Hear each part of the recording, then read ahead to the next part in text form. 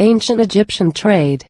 Profited by the fertile river valley and abundant resources, the Egyptian society was essentially self-sufficient.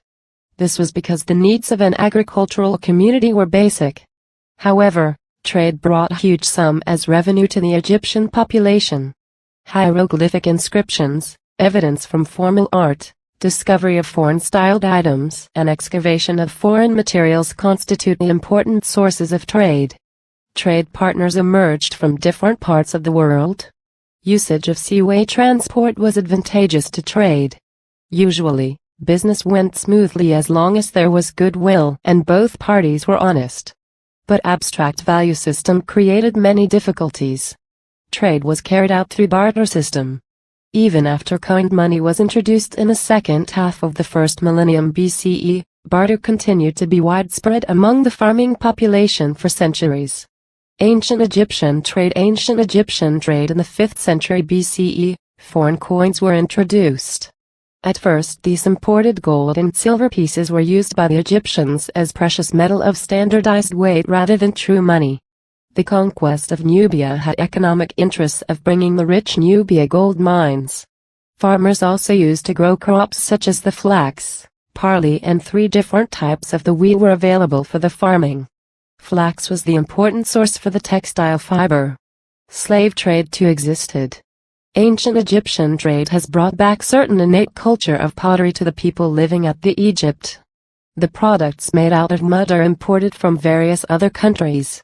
These products have drawn interests of the people to make it a point that this art of making pots are cultivated among the people.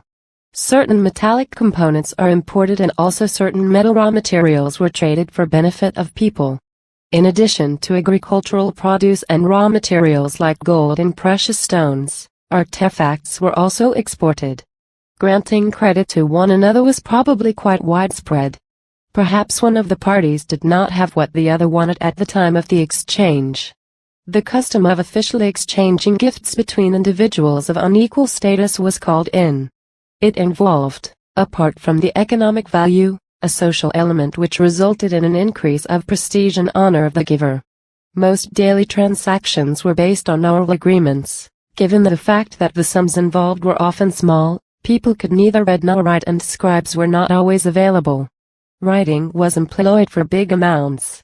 Overseas trade was mainly in the hands of royal emissaries. It is also probable that many inland merchants were agents of the crown or the great temple estates.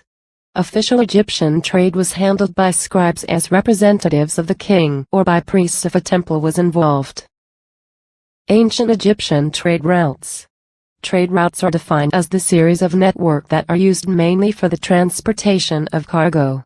This facilitated the easy movement of goods, and they can easily reach places that are distant. From the early times, the lapis lazuli that originated in Afghanistan was actually placed in the Egyptian tombs. The people who lived near the Nile were both hostile and peaceful with the African and Asian neighbors.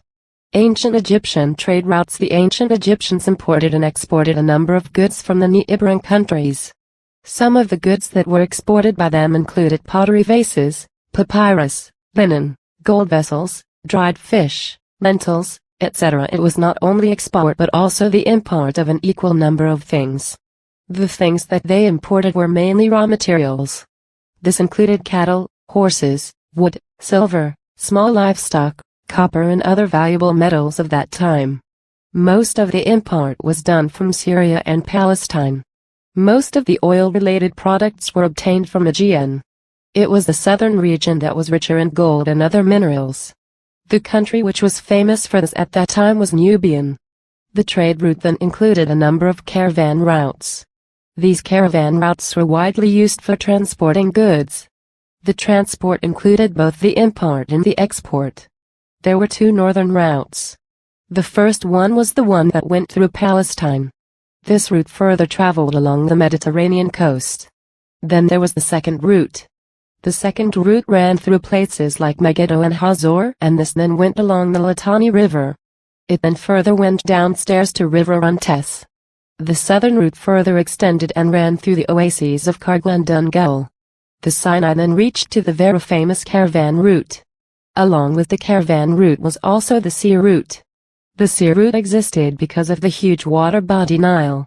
The sea route was such that it extended to the eastern Mediterranean Sea. This is how the Egyptian trade was extended even overseas. This is how new kind of trade started with the new countries, because mobility across water bodies was no longer a problem. It was the Orontes River which the Egyptians crossed generally. One of the most famous of the routes was the Silk Route. It was a network that was used to reach to the Asian countries.